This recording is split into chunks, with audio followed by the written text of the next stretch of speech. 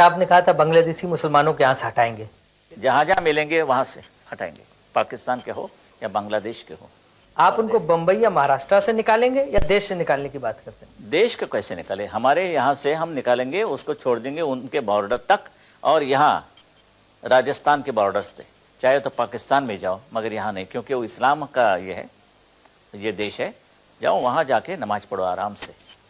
नहीं, आम मुसलमान आपसे डरा रहता है, उसको लगता है कि आम आप उसके मुसलमान खिलाफ की हैं। मैं बात नहीं कर रहा हूँ, मैं उसी मुसलमान की बात कर रहा हूँ जो प्रो पाकिस्तान है।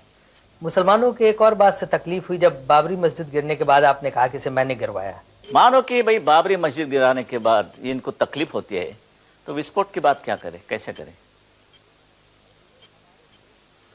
भाई? ये हमारे देश की बात है, यानी कि जो हमारी भावनाएं हैं राम और कृष्ण के बारे में, तो एक अयोध्या, काशी और मथुरा, बाकी कुछ नहीं चाहिए हमको, रख दो आपके पास। तो मथुरा काशी के लिए आंदोलन कब करेंगे? आंदोलन का क्या सवाल है, चलो गवर्नमेंट ले आइए दिल्ली में, सेंट्रल गवर्नमेंट, और वो हिम्मत नहीं कहे बताएं तो हमें उनके खिलाफ भी लड़ना पड़ेगा, कोई भी हो, वो बीजेपी की गवर्नमेंट हो तो भी मैं लड़ूंगा। लेकिन बीजेपी कहती कि मथुरा और काशी तो मेरे एजेंडा में है ही नहीं। हम लिख देंगे वो एजेंडा, हम लिखेंगे काशी और मथुरा का नाम, मैं करूंगा वो। मुसलमानों की भावनाओं को ठेस नहीं पहुंचेगी? भाई ये देश किसका है ये पहले बताइए।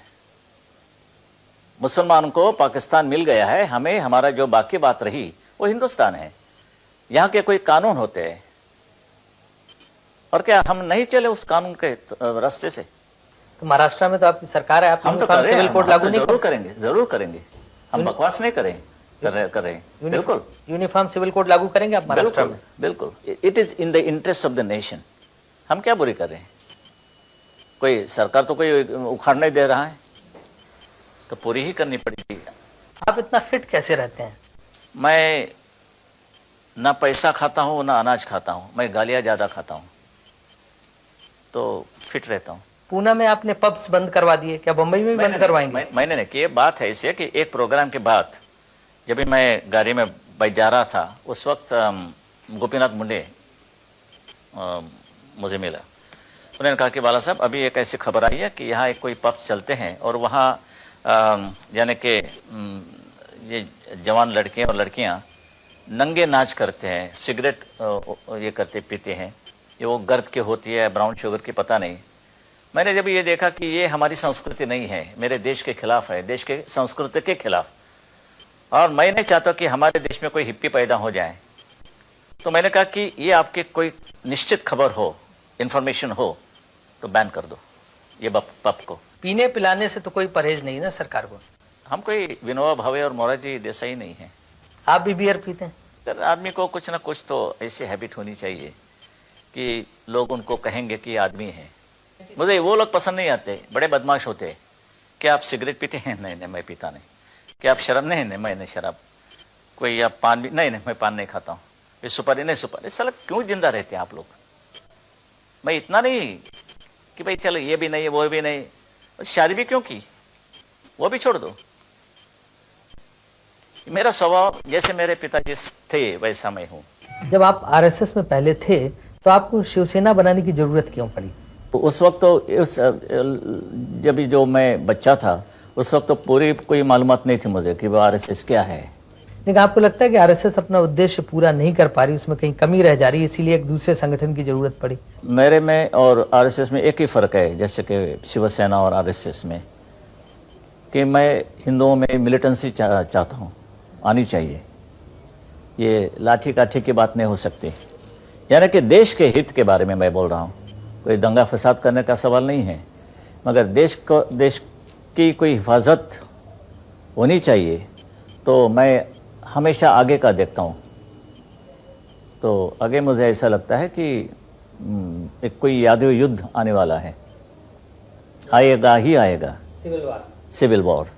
नहीं, सिविल वॉर का नतीजा क्या होगा? It is something like an unrest. लोगों के मन में जो एक हवा जा रही है, दबी हुई है, वो विस्फोट से बाहर आएगी। अब आपकी सरकार आ गई, 4 महीने हो गए, संजय दत्त तो अभी जेल से छूटे नहीं। हमारी सरकार आने के बाद संजय रिहाई होनी चाहिए उनकी, ठीक है, मैं कर रहा हूँ, करूँगा भी। लेकिन एक बात है कि इतनी कॉम्प्लिकेटेड केस है और कोई पूरा कानून ऐसे फेंक दे के वो तो बाहर नहीं आ सकता है, लेकिन we have taken a keen interest to see that this boy doesn't suffer unnecessarily and he is suffering unnecessarily. Sanjay Dutt को आप राष्ट्रभक्त मानते हैं? The whole family, the Nargis, the mister Sunil Dutt और ये सब लड़के लड़कियां, कैसे हम कहें कि सुनील दत्त तो I think it was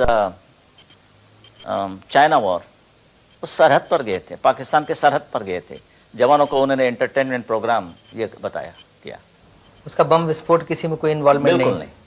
that you can check up with the CBI people. पहला रिपोर्ट में उनका ये कहना था, जज साहब के बात पहले आई तभी उन्होंने कहा कि इस लड़के का इसमें कोई बम विस्फोट में हाथ नहीं है, मगर जज ने नहीं माना। नहीं माना तो क्या करे, अंदर तो बैठना पड़ेगा। आपको नहीं लगता अगर एनरॉन डील कैंसिल करेंगे तो फॉरेन इन्वेस्टमेंट आना बंद हो जाएगा? कुछ नहीं होगा, ये डर है तुम्हारे जो मन में है ना, उससे वो बहुत मात करते हैं आपके ऊपर। मैं कहता हूं कि who is America that to dictate my country. नहीं, एक असर तो पड़ेगा, एनआरआईज को मैसेज जाएगा, बाहर की कंपनीज को मैसेज जाएगा। All the foreign investors please come, we have a gateway of India which has no doors. आइए, अंदर आइए।